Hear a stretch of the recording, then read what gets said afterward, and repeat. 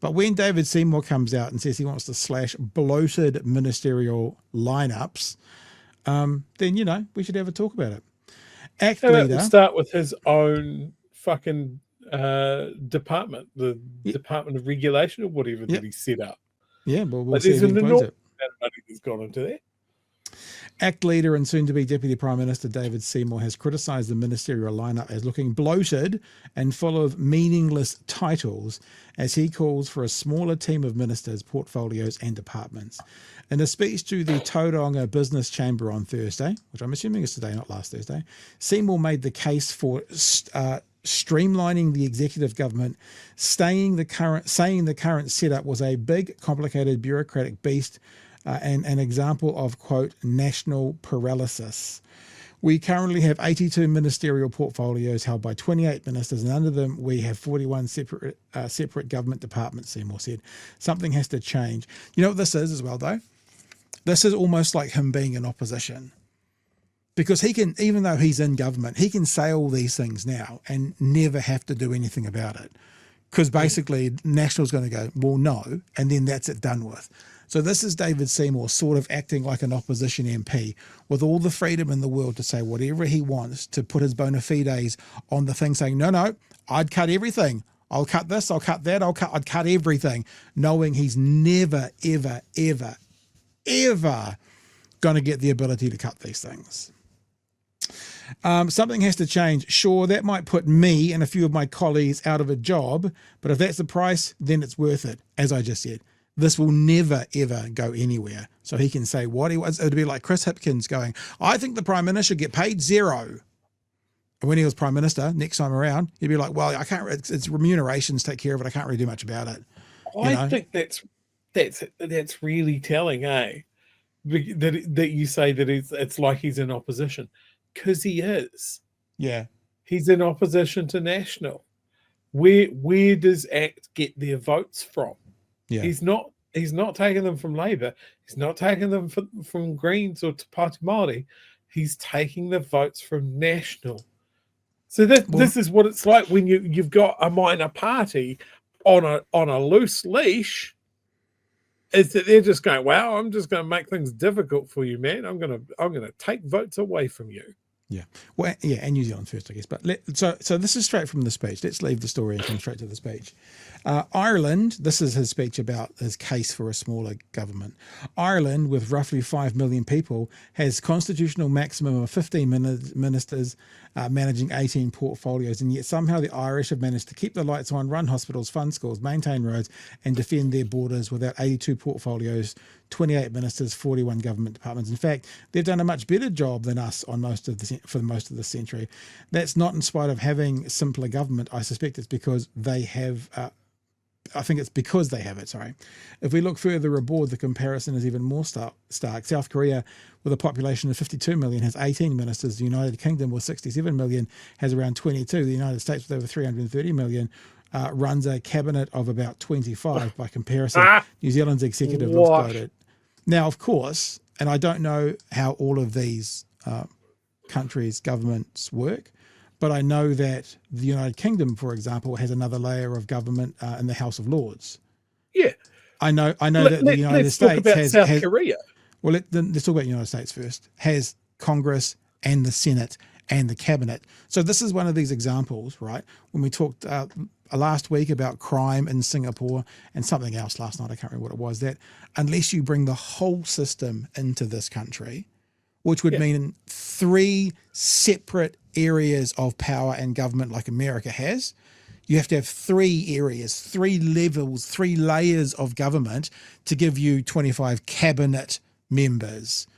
So you can't just say, well, they only do it with 25. Yeah, they do it with 25. And then you add about another 600 or 700 over the other 2 layers that then pick up all the slack that, for example, all of our ministers and their departments are doing. So it's very, very, very dishonest what he's doing here. It's super dishonest. It requires ignorance to believe in that. Like, just complete, I don't want to know about other countries' level of ignorance. South Korea basically had a coup within the last 6 months. Mm-hmm. They're paralyzed by people's protests most summers. their their political process is dominated by 5 enormously large, enormously powerful industrial conglomerates.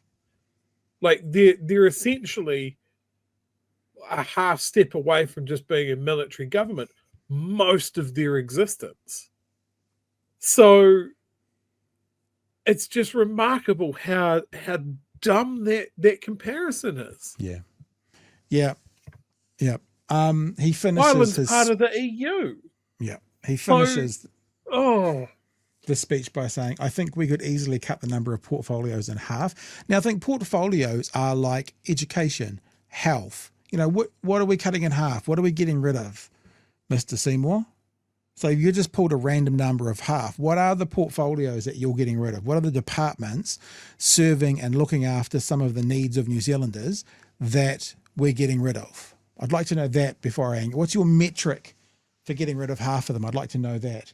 While reducing the number of ministers by 8, random numbers pulled out of the air, pulled out of his ass, bringing cabinet back to a scale that is manageable, focused and accountable.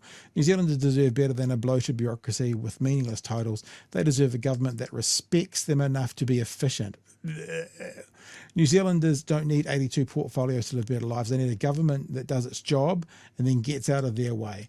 I'm looking forward to the second half and floating more ideas like this as we plan for a better tomorrow. As I said, with absolutely zero possibility of ever going anywhere near a vote, he can say whatever he wants, as Chewie said, as the opposition to Christopher Luxon and act as the opposition to National. Chewie. Yeah, I'd like him to see to go the next step, right? He reckons we can lose half of them. What are they? Yeah, exactly. What ones does he think aren't important enough to have a minister? I've got a couple of ideas. I reckon ones that are involved with people with melanin in their skin. I reckon ones that are involved with people with without a Y chromosome. I reckon there's a couple of starters, you know. And if he's going to be Trumpian, education might be in there as well. Oh, yes. Yeah, absolutely. Oh, just want to just say it out loud, mate. Yeah. I'm just looking at New Zealand portfolios. I was thinking we can get a list here. There's a ministerial list. Ministerial list as of 24th of Feb 2025. Well, the minister responsible for ministerial services. Yeah, okay. Finance, sport and recreation, minister for Auckland. Royal Commission into Historical. Oh, get rid of that one.